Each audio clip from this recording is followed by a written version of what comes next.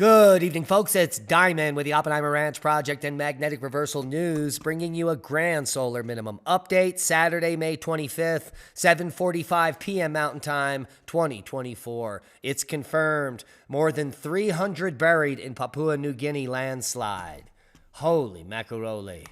Keep calm. It's boom time. It's true. For the first time ever in history, Arizona Snow Bowl will be open in June for skiing. This is amazing. 281 inches of snow fell this season, and there is plenty of snow left for skiing.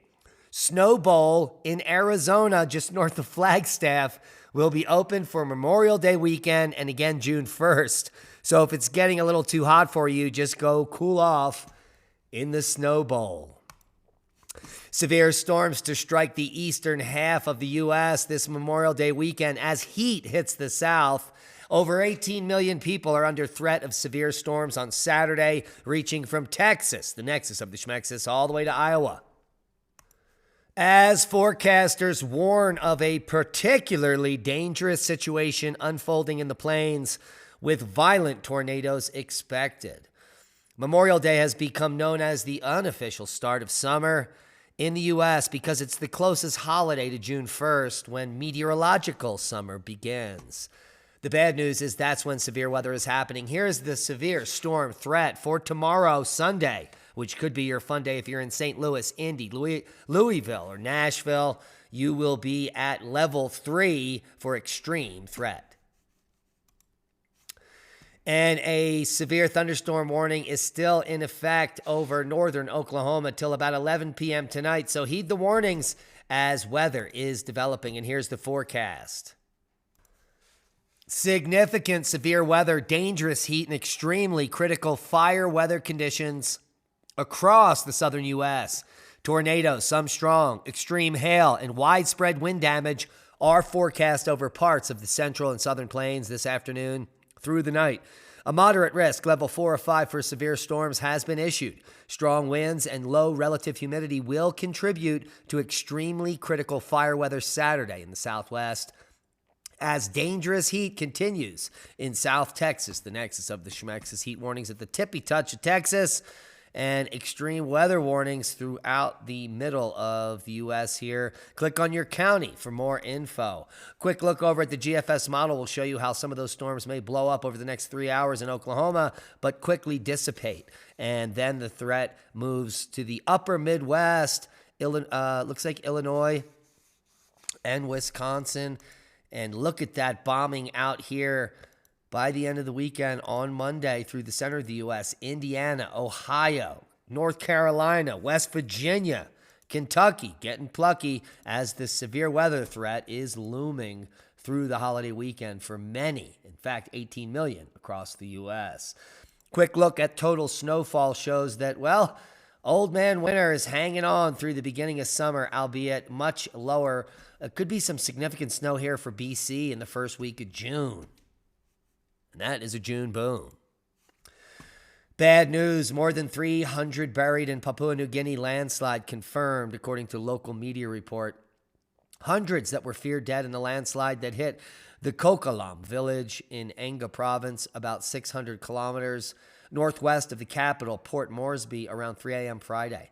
The landslide in the Pacific nation north of Australia buried more than 300 people and 1,182 houses. Holy macaroni. The Papua New Guinea Post said, citing comments from a member of the country's parliament, more than 6 villages have been impacted by the landslide in the province. And wow, what a terrible story. Some of the pictures of the landslide here. Huge boulders and over 1,100 homes buried underneath of all that debris. Seismic update, big quake today, could be coronal hole related, 6.3 in Port Vila in Vanuatu. No tsunami warning from that, good news. We had some moderate activity, 5.0 in Kamchatka, Russia, some mid-ocean ridge activity at 5.0. Overall, low-level activity worldwide, a 2.7 in Rachel, Nevada.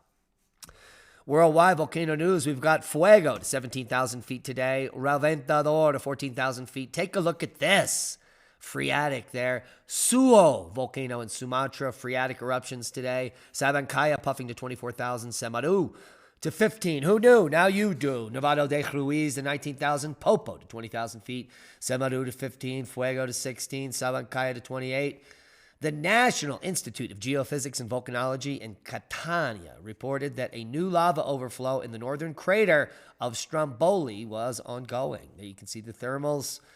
Stromboli is now re-erupting.